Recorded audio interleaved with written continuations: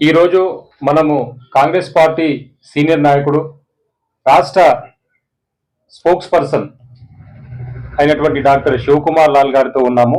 అయితే డాక్టర్ గారు ఈ మధ్యలో మొన్న 6 తారీఖు నాడు సుప్రీంకోర్టు ప్రధాన న్యాయమూర్తి అయినటువంటి జస్టిస్ బిఆర్ గవాయ్ పైన రాకేష్ కిషోర్ అనే వ్యక్తి షూతో దాడి చేయడం యావత్తు భారతదేశంలో ఉన్నటువంటి ప్రజలందరూ కూడా ఈ యొక్క క్రూరమైన ఘటనపై నిరసన తెలియజేయడం జరిగింది. కాంగ్రెస్ పార్టీ తరఫున మీరు ఎలాంటి ఎలా ఆ వ్యక్తి పైన చర్యలు తీసుకోవాలనుకుంటున్నారు? మీరు ఏ మాదిరిగా దీనిపైన స్పందిస్తున్నారు? ముందుగా తెలంగాణ టైమ్స్ న్యూస్ కి మరియు మీకు మీ ప్రేక్షకులకు నమస్కారం. మొన్న జస్టిస్ గవాయ్ గారి మీద ఏదైతే చెప్పుతోని పోడియం దగ్గరికి వెళ్ళి దాడి చేసిన ఆ వ్యక్తిని ఎట్టి పరిస్థితిలో ఆయనని డిస్క్వాలిఫై చేయాలా. ఎందుకంటే బీజేపీ అనే పార్టీలో ఇప్పుడే కాదు, ఇప్పుడు బీజేపీ ఆల్రెడీ ఆర్ఎస్ఎస్ 100 సంవత్సరాలు కూడా పూర్తి చేసుకుంటుంది. ఈ పరిస్థితిలో కూడా అంటే గతంలో ఈ 100 సంవత్సరాలు పూర్తి చేసుకున్న సమయంలోనే ఆర్ఎస్ఎస్ ఇట్లుంది పరిస్థితి. అంటే అంతకుముందు ఇంకా దళితుల మీద వీళ్ళు చేసిన వివక్ష ఏంది, దాడులు ఏంది, అవన్నీ మొత్తానికి మనం వెలికి తీస్తే చాలా ఇబ్బందికరంగా ఉంటుంది. ఈరోజు నిజంగా కూడా బీజేపీ పార్టీలో తిరుగుతున్న దళితులు కూడా సిగ్గుపడాలి.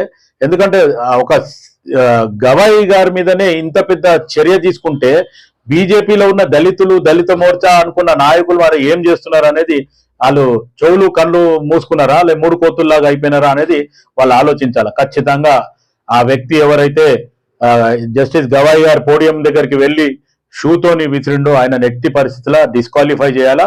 లేదు అనుకుంటే బీజేపీ ప్రభుత్వమే దగ్గరుండి అమిత్ షా గారు కానీ లేకపోతే నరేంద్ర మోదీ గారే దీనికి ఒక ఉన్నతమైన స్థానంలో మేము కూర్చునబెట్టినామని చెప్పడము, మళ్ళీ దానికి వ్యతిరేకంగా ఈ రకంగా చేయడం, ఇది నిజంగా కూడా దురదృష్టకరం. ఖచ్చితంగా సంఘాలు కానీ అన్ని పార్టీల నుంచి కూడా వ్యతిరేకత మొదలైంది, నిరసనలు జరుగుతున్నాయి. కాంగ్రెస్ పార్టీ తరఫున నేను బీజేపీ పార్టీని హెచ్చరిస్తున్నా, ఖచ్చితంగా డిస్క్వాలిఫై చేయాలా. ఆయన ఏ నామ్స్ ప్రకారం వస్తుందో అన్ని రకంగా శిక్ష దానికి అర్హుడు, ఖచ్చితంగా శిక్షించాలా. అవసరం అనుకుంటే ఆయన ప్రిజన్ లో కూడా పెట్టి ఆ పనిష్మెంట్ ఏముందో అమౌంట్ కూడా ఆయన మీద డిఫమేషన్ కూడా వేయాల్సి ఉంది. రైట్ డాక్టర్ గారు, ఇప్పుడు మొన్న చూస్తే నిన్నగాక మొన్న జూబ్లీహిల్స్ నియోజకవర్గంలో ఒక ప్రెస్ మీట్ జరిగింది. ఆ ప్రెస్ మీట్ లో ఒక బీసీ మంత్రి దళితుడైనటువంటి అడ్లూరి లక్ష్మణ్ గారి పైన కూడా అనుచిత వ్యాఖ్యలు చేయడం జరిగింది. మీరు కాంగ్రెస్ పార్టీలో కొనసాగుతున్నారు, మీరు ఒక డైనమిక్ లీడరు, ఎంతో మందికి ఆదర్శంగా ఉన్నారు. అదే మాదిరిగా మంచి స్పోక్స్ పర్సన్ గా ఈనాడు మంచి పేరుంది. మీ సొంత పార్టీలో కూడా ఇప్పుడు ఒక దళితుడైనటువంటి మంత్రిని ఒక బీసీ మంత్రి, బీసీ అంటే పెద్ద కులం కాదు, SC ST BC minority Reddy Kapu Kamma వీళ్ళందరూ కూడా శూద్రులే, మను ధర్మం ప్రకారం శూద్రుల కిందికే వస్తారు. ఏ మాదిరిగా ఈయన వ్యాఖ్యలు మనము తీసుకోవచ్చు? కరెక్టేనా అట్లా మాట్లాడడం?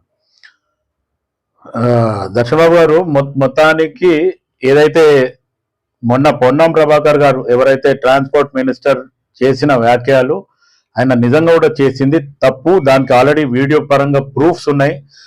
ఏదైతే వ్యాఖ్య దున్నపోతు అనే రకంగా మాట్లాడడం, నిజంగా ఆయన ఒకసారి ఆలోచించాల.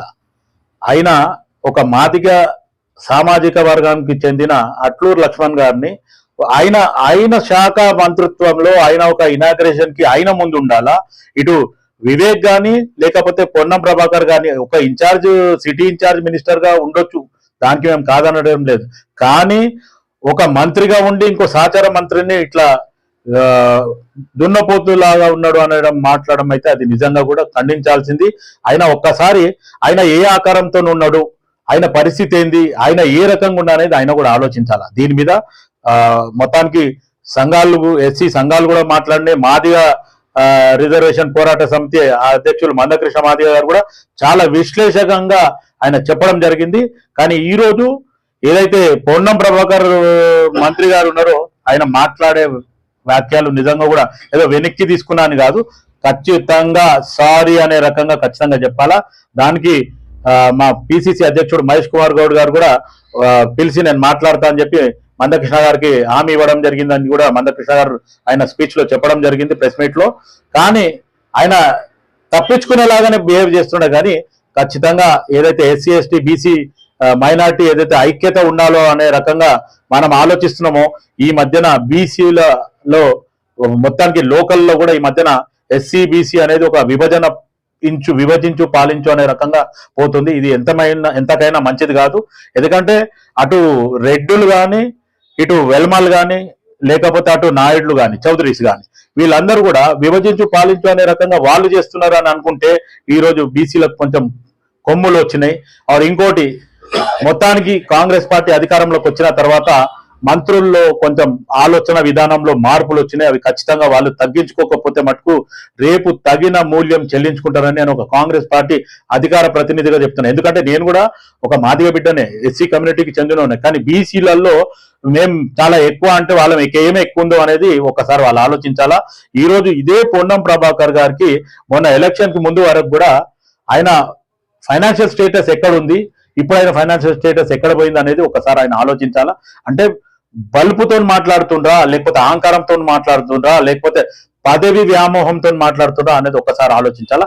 మీరు కూడా మంత్రే, అక్కడ పక్కకున్న ఆయన కూడా అట్లూరు లక్ష్మణ్ గారు కూడా ఒక మాది కులస్తుడు, ఆయన కూడా మంత్రే. కానీ మీరు ఆ వివక్ష ఎందుకు చూపిస్తున్నారు అనేది ఉండాలి. ఇంకోటి, ఎస్పెషల్లీ మొత్తానికి కాంగ్రెస్ పార్టీలో మేము అందరం కలిసి ఉన్నామనే రకంగా ప్రతిసారి మాట్లాడుతున్నారు. కానీ ప్రతిసారి ఒక మంత్రి మీద ఇంకొక మంత్రి వివక్ష చూపిస్తున్నారు.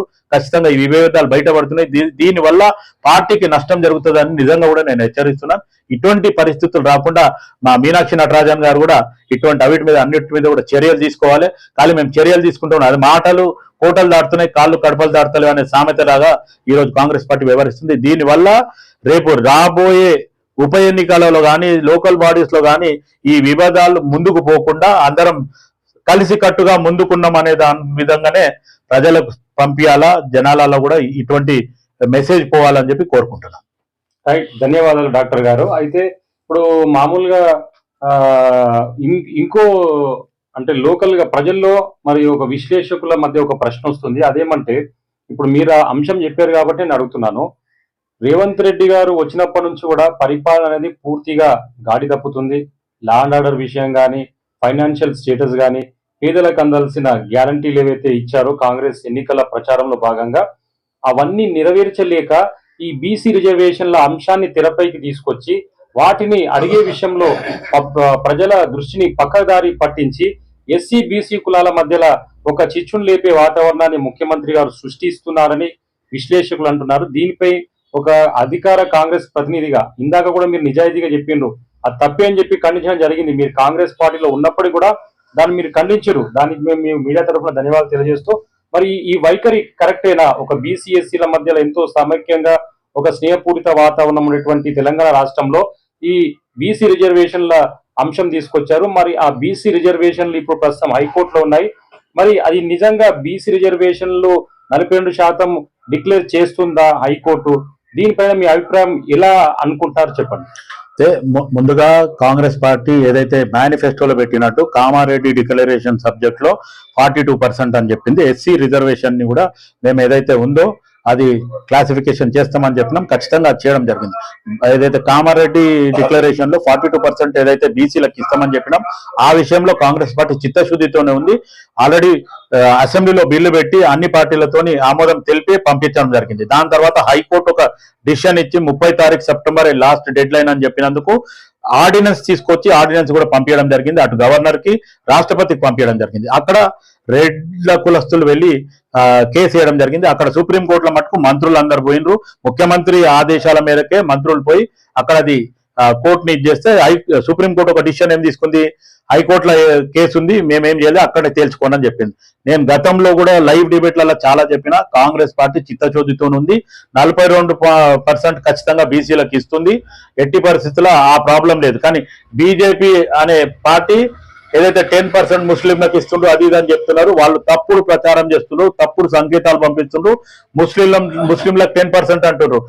బీహార్ లో కానీ, లేకపోతే గుజరాత్ లో కానీ, బీజేపీ పాలిత ప్రాంతాలలో అన్నిటి దగ్గర కూడా ముస్లింలతో పాటు ఉన్నది అది ఖచ్చితంగా మొదటి నుంచి ఉంది. ఈ రోజు కొత్తగా కాంగ్రెస్ పార్టీ పెట్టేది ఏం లేదు.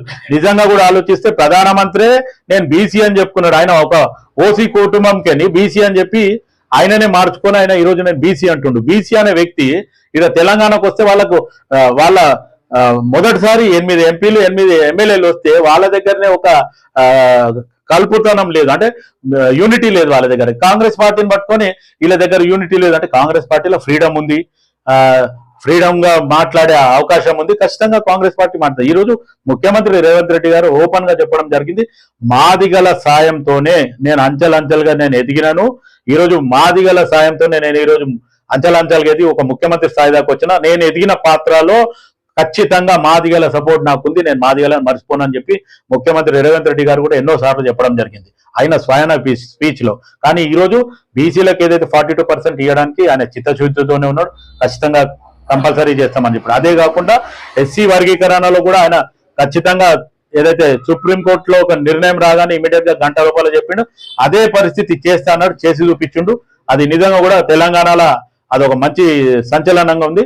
ఆర్ ఏదైతే 6 గ్యారంటీస్ లో కూడా ఆల్మోస్ట్ ఆల్ కాంగ్రెస్ పార్టీ ఏవైతే ఇచ్చిందో దానికి ముందు కూడా చెప్పడం జరిగింది. ప్రతి మంత్రిత్వ శాఖలో రివ్యూ మీటింగ్ చేసి అన్ని మంత్రిత్వ శాఖలో ఖజానా ఖాళీ ఉందని చెప్పి కూడా ప్రజలకు ఓపెన్ గా చెప్పడం జరిగింది. మేము ఏదైతే చెప్పిన సంక్షేమం పూర్తి చేయకపోవడానికి కారణం బీఆర్ఎస్ ప్రభుత్వము దోపిడి దొంగలాగా ఖజానా మొత్తం ఎత్తుకపోయి ఖాళీ చేసింది. కాబట్టి నేను ఒక సంసారం నడిపినట్టే నడుపుతున్నా, ఒకసారి గ్యాస్ తెస్తున్నా, ఒకసారి జనరల్ ఐటమ్ తెస్తున్నా, ఒకసారి ఇంకోటి తెస్తున్నా అనేది ఇంట్లో ఎట్లయితే ఒక పొదుపుగా ఏదైతే ఫ్యామిలీ నడుపుతారో ఆ రకంగా నేను నడుపుతున్నా అని చెప్పి అటు స్టేట్ మీడియాలో కానీ సెంట్రల్ మీడియాలో కానీ రేవంత్ రెడ్డి గారు ఓపెన్ గా చెప్పడం జరిగింది. ఓకే ఓకే, ధన్యవాదాలు డాక్టర్ గారు. మరి ఇప్పుడు ఇంకో విషయం ఏంటంటే, ఇప్పుడు బీసీ సోదరులు యాక్చువల్ గా వాళ్ళు ఉన్నది 50% పైగా, అయినా 42% ఇక్కడ ఇవ్వడం జరుగుతుంది. నో ప్రాబ్లం, దానికి అందరూ కూడా స్వాగతిస్తున్నారు, ఎవరు కూడా దాన్ని వ్యతిరేకిస్తలేరు.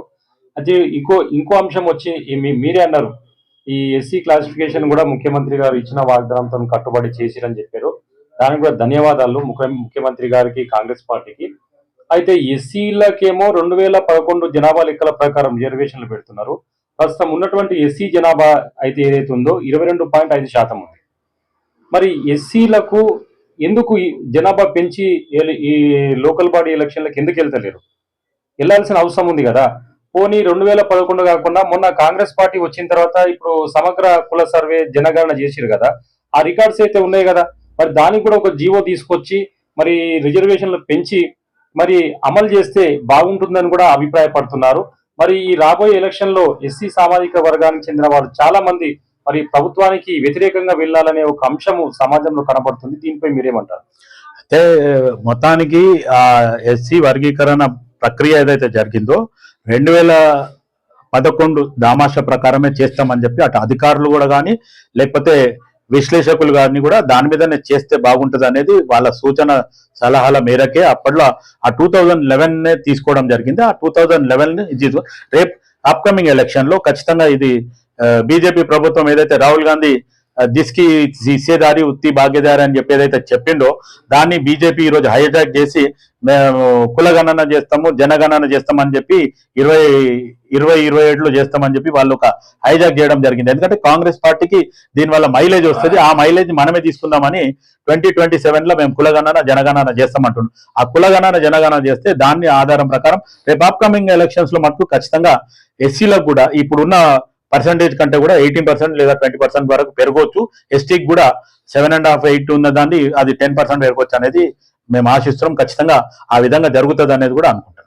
ఓకే, ధన్యవాదాలు డాక్టర్ గారు. మీ యొక్క విలువైన సమయాన్ని కేటాయించి మాతో మీ సమయాన్ని పంచుకున్నందుకు, మీ యొక్క భావాలు సేవ్ చేసినందుకు, మాతో షేర్ చేసినందుకు ధన్యవాదాలు.